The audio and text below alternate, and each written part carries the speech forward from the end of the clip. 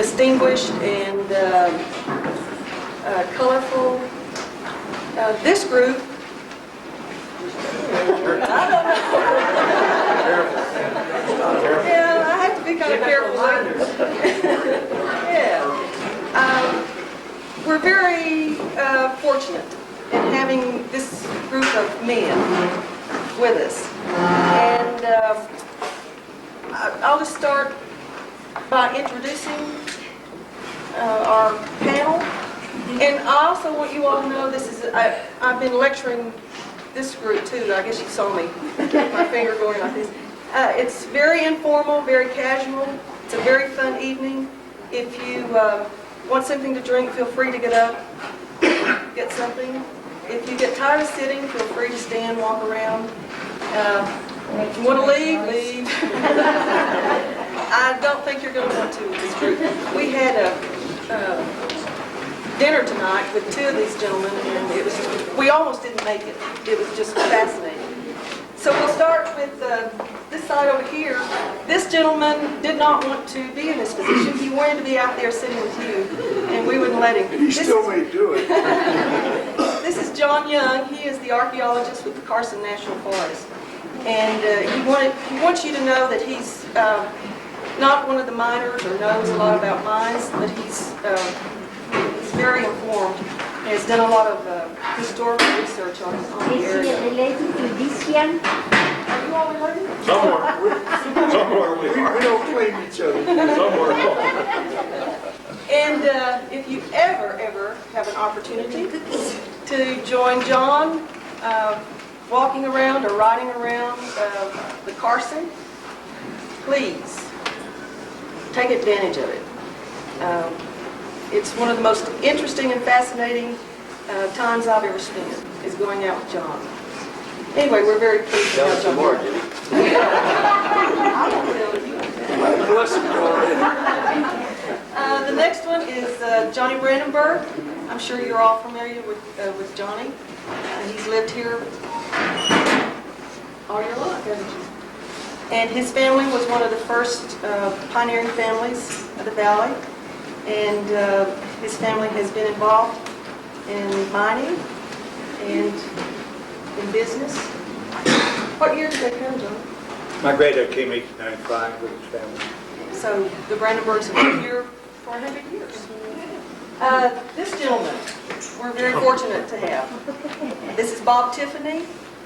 He now resides in Albuquerque and drove up this evening just for this. He worked at Molly Mine, came in 1954, and worked until 1986? 86, in several facets of the mine. This whole evening is about not only about the early mining days, but it also includes Molly Mine.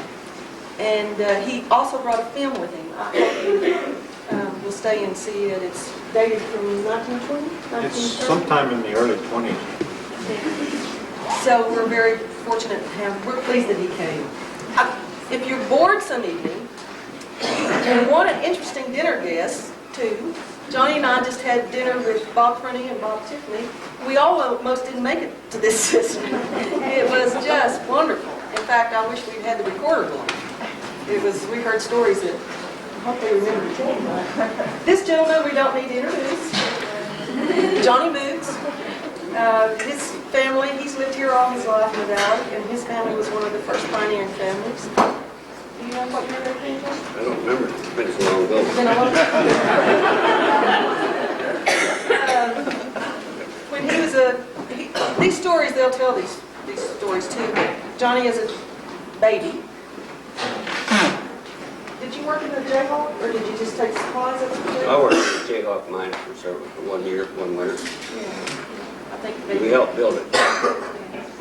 So his family has been involved in they're very informed. You're not going to hear, you may hear a little BS, but not, your facts are true. John Miller and Johnnie Mutz both have been on our other sessions. And John Miller keeps asking, why are you putting me on these? I hope he will ask questions, is what I'm hoping. First of all, Johnny has a degree in geology, and Worked at Molly Mine also for 6.5 years as a planning engineer. And he's a good, strong person to have on his wheels. And probably has hiked every inch of this valley and knows it all as far as the farm. Plants and the rocks. And the next one, this is the first time he and Bob Prunty have been on our panel, is Harold Young. We have invited Harold's mom and dad to be at our other series, and they live in Albuquerque and don't come up in the wintertime. And so we've invited Harold to be on this one because he has heard stories from his dad and probably works in the mines back in the 18.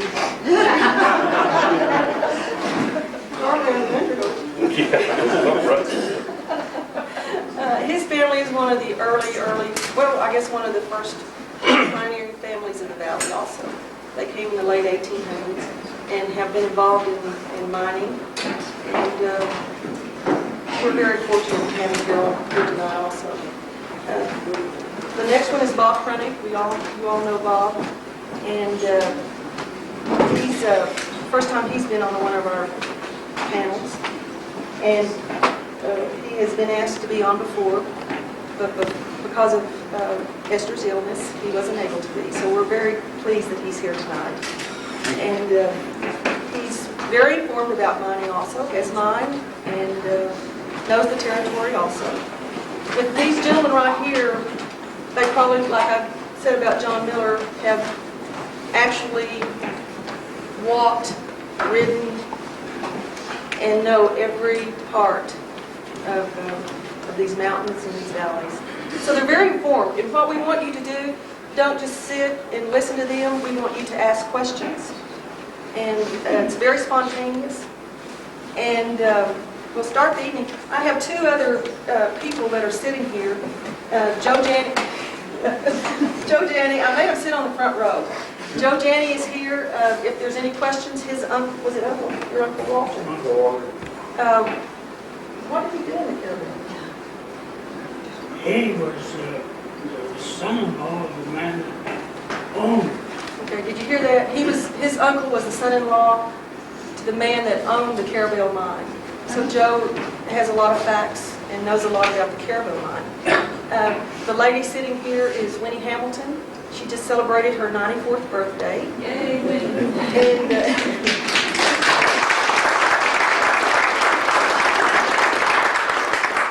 And her uncles and her dad, her family, were prospectors here in the late 1800s. So if you have any questions of Winnie, we'll relay them.